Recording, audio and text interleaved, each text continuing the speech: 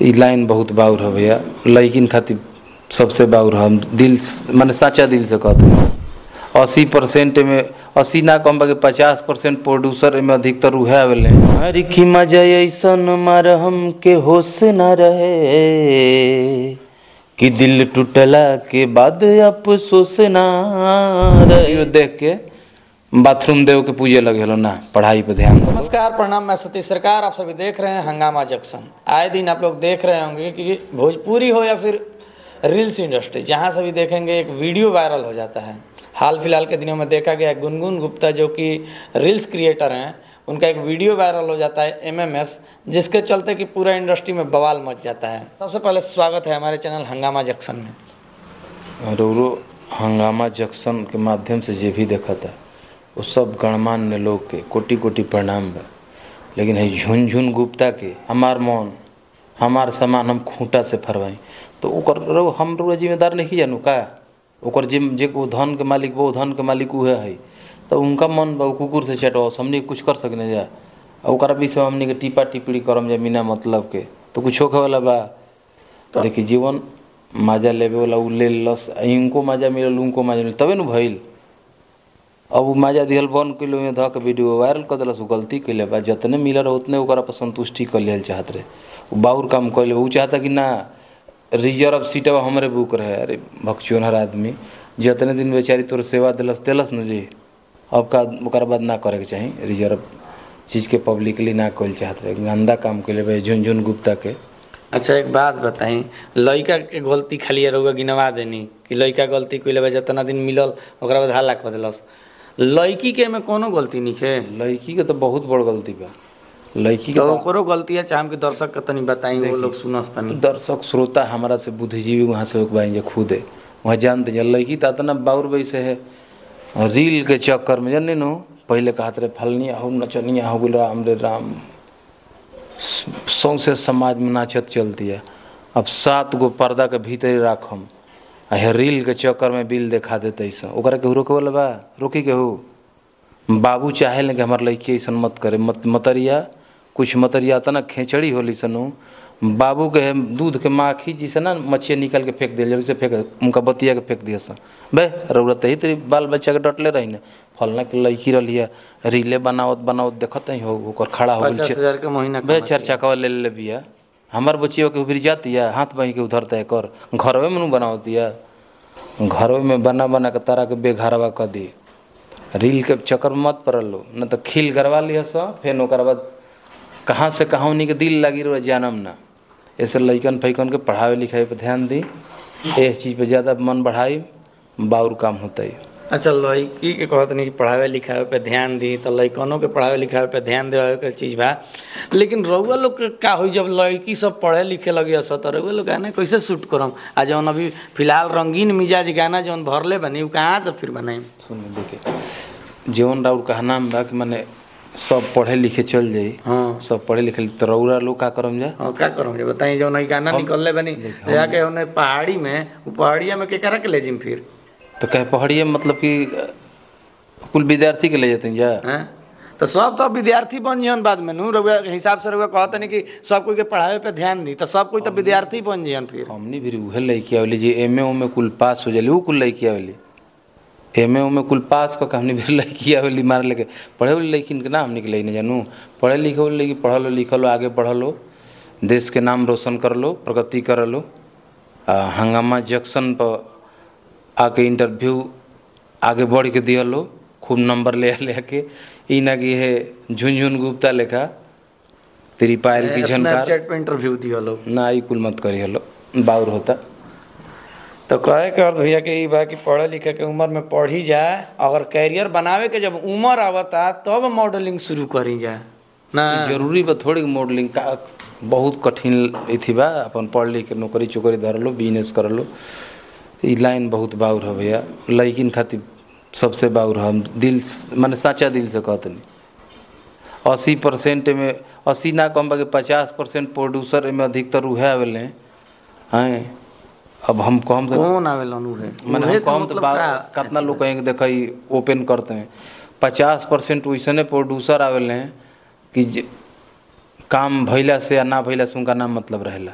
कि कितना हिट भइल फ्लॉप भइल कितना ऐसे कमी नहीं भइल ना भइल बहुत तो बहे दी वो बहवावे खातिर आवेला लोग माने धन काहे खातिर मतलब धन बहुत तब है ओकर रिकवरी कुछ होई नु मान ली कि धन रिकवर नहीं करत का रिकवर करत है भोजपुरी बहवावे खातिर आइबे कर लोग। यार रउरो तो प्रोड्यूसर होई हन नहीं कहन रउवे खुदे प्रोड्यूसर हम तो बनी। फीमेल के ना को प्रोड्यूस कर रही। अच्छा रउवा गाना प्रोड्यूस कोई ना कोई करत होई नु। हम तो मेल के प्रोड्यूसर रही तो हम मेल के अब उना नु काम करम अब ये कुल रही कुल बा राउर के प्रोड्यूस करला जेकरा में मॉडल उडल रहल हम खुद आप राउर प्रोड्यूस करी ना नु त मॉडल रउवा जौन पहाड़ी में ले गेल बनी वैसन वीडियो बनैले बनी त लोग तो कहियन नु कि रउवा तो भैया उहे काम करत तनी कि प्रोड्यूसर रउवा खुदे बनी राउर सीएमएस खुदे के बा गाना खुदे निकालत है चैनल राउरे बा सब चीज राउरे बा तो रउवा उहे काम करत तनी बहवावत है। हम बहवावत नहीं की हम बहवावे काम ना करना लोग के बहवा देता नहीं ऐसा ऐसा वीडियो बनाते हैं कि लोग के मनोरंजन देना जा नमस्त से मतलब एकदम तृप्त हो जी हम लोग देख देख के आनंद कंद सचितानंद के प्राप्ति हुई देखला के बाद वैसा बनावल जाला लइकन के पढ़े लिखे वाला लइका बहुत तनी पढ़े लिखे से ऊँजैला से देख के मन फ्रेश हो गई फिर पढ़ाई में रेस हो गई वो खातिर बनाई नहीं जा हमने के खातिर ना बनाई नहीं जा कि मतलब कि देखिए वो गाना होला एगो ऐसा घड़ी चलता हम हती मुटी गाँव आयल में नो देखने छोटी मोटी को नेटावर और देखने एकदम छोटी मोटी लड़का गोली वाला गाना गावत गोली वाला मार दे फाड़ दे रंगदारी वाला तो हमनी के जीवन गावत बजा गावना बजाना करी न जा तो मनोरंजन वाला करी न जा अब तो गोली बंदूक वाला कर लागल मानसिक कमजोर होता ना लेकिन ना मानसिक कमजोर नहीं खन होकत और शारीरिक कमजोरी वाला गाना मानसिक और मजबूत हो जाता हो गोली बारूद वाला खाली बात करता हो छोटी टक्कर देवे खातिर रउवा शारीरिक कमजोर करे वाला गाना बनावत नहीं हमनी के शुरुए से मनोरंजन इस देखी शारीरिक कमजोर जे चीज देखावल चाहते हैं केहू के रोकला से रोकाई उस सृष्टि के चक्र है उस सृष्टि के संचालक है ओकरा कैसे रोक सकी ना और कहते हैं कि हम देख रउर कहना भी है ना वगैरह वासनात्मक बनाई नहीं है ना कहना बा तो वीडियो देख के क्या कह सकी ना जो भी दर्शक बना रहा हम नहीं कहते बहुत सारा दर्शक ऐसा कहलन कि तनी तूफानी जी के जाके बात पे इंटरव्यू करी कि ऐसा ऐसा अश्लील वीडियो काहे आवता हूं उमे कौन अश्लील बा लड़की एगो लड़की भी भैया एगो लड़की के रुमाल पहना देले बनी रउवा रुमाल ह पूरा है ये ठेहुना तक ले बांधल बा जी औहे है ढकनी बड़बल है बा अजय में एलवी यादव हनी सिंह ये ऊपरा के टिकुलिया नीचवा के तितलिया खाली तोपल बा हम एगो संगे कैले भाई 67 गो लड़की लेके पानी पानी आज है पानी पानी तुम है पानी पानी इनकर भैया का नाम बा कि भैया बॉलीवुड से आगे निकल चाहता नहीं हम हिंदी और मातृभाषा है कि ना हमार मातृभाषा का हिंदी है पहले सबसे पहले हिंदी पर उंगली उठाइम के हो 68 गो लड़की 67 गो लड़की हनी सिंह एलवी यादव का करता हो लो पानी में आज तू है पानी पानी ये कहाँ से माल गुरु ले आके बिछता वालो तो उनका से केहू नहीं के करता भोजपुरी में एगो लड़की संगे कह दिले तू फाइन दादा घर के मुर्गी दाल बरोबर बड़ा बाउर काम कह दिले बा ना लड़की संगे चलते आवाज उठाता कि रउवा बीच में बंद कर रहे एकरा पहले तो और बढ़िया बढ़िया रंगीन मिजाज गाना बनैले रहे लेकिन फिर से शुरू करनी है बीच अरे श्रोता हमें लड़का हुई के बीमारी के बाद उठा लड़का एकदम बार बार खोद तलाश भैया कुछ चटक मटक होके कुछ एगो हम नहीं लायक होके तो जियावे में हम मर के जियल में तो लड़कों का योगदान बाकी ना योगदान चटक मटक के मतलब बा कि ए तरीका के गाना बना देनी ना तो चटक मटक उस खोजता हो सक दलमोट में लाचीदाना मिला के फाकी तनी हमनी के पेश करे तो कुछ खट्टा कुछ मीठा टेढ़ा है बरमेड़ा है दियाइल वाला लइकन लोग के लो आनंद कंद सचितानंद के प्राप्ति करो लो बाबू लेकिन पढ़ाई पर ध्यान धरे लो ई ना कि वीडियो देख के बाथरूम देव के पूजे लगे लो ना पढ़ाई पर ध्यान दे लो भागर मत धर लगे लो लेकिन इनके बातों से हम भी सहमत हैं कि जो भोजपुरी के श्रोता हैं यही देखना चाहते हैं क्योंकि भैया का हम बहुत सारा गाना देखे हैं जिसपे कि उस तरीके का रिस्पांस नहीं मिला दर्शक का लेकिन ये जो गाना आया हुआ है वीडियो गाना है ट्रेंडिंग में चलता और ट्रेंडिंग में चल रहा है तो सोच सकते हैं कि भोजपुरी के जो दर्शक हैं वो किस तरीके के हैं वो हमारे कहने से नहीं सुधरने वाले हैं ना भैया कहने से भैया गाने से बिगड़ने वाले हैं अफसोस ना रहे गाना सुनम जा कोनो में बिगड़ो वाला बतिए नहीं मनोरंजन वाला बात बा कितना बढ़िया बात बा एकदम भैरवी में गावल बा एकदम भैरवी राग एक गाना के लाइनों हो जाए एक लाइन हर की मजा ऐसन मार हम के होश ना रहे कि दिल टूटला के बाद अफसोस ना रहे एकदम भैरवी में जाकर डूब के है गोता लगावता गाना समझते हैं मजा ऐसन मारो कि होश ना रहे बताइए अरे भैया भैया इहे सब दिक्कत बा।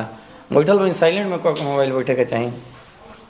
चलिए मजा ऐसा मारे होश ना रहे और मजा ऐसा मारा कि होश ना रहे, दिल टूटलो के बाद अफसोस ना रहे।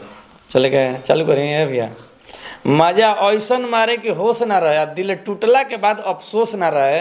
ए गाना के रउआ लोग ट्रेंडिंग में ला देते भैया, धन्य बनी जा दर्शक भोजपुरी और श्रोता भी। तो भैया जाते जाते एगो बात हम पूछल चाहम कि भोजपुरी इंडस्ट्री में जौन लोग रील्स बनावत रही जाए तो का भोजपुरी इंडस्ट्री में वो लोग आवल चाहते जाए तो का कुछ उनका खातिर कहूँ ना, एकदम रील बनाई जा, मेहनत करी जा, आगे बढ़ी जा, रील बनाई जा, अगर ओकरा आगे कुछ मत कर दीजा।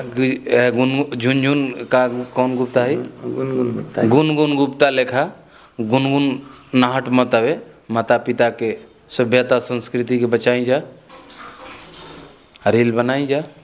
लेकिन पढ़ाई इवेंट के बारे में क्या कहूँ, जैसे कि रउआ देखे ना कि रउआ लोग इवेंट ना करने जा, कुछ लोग बहुत बड़ा स्तर पर इवेंट करेलन जा, नया नया ट्रेंड चलल बा, तो इवेंट के मुख्य पर्पस का बा, काहे होता ना होला कि एक दिन में रील बन जाए, एक दिन में गाना वायरल हो जाए।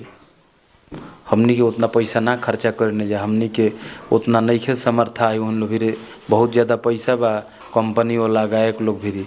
हमनी के बीमारी के बाद एगो नया सिंगर ऐसा स्ट्रगल बा। अपन देखी जितना में चादर रहेला, वो बूढ़ पुरानी हमनी कहावत था कि जितना चादर रहेला उतने में गोड़ पसारल जाला।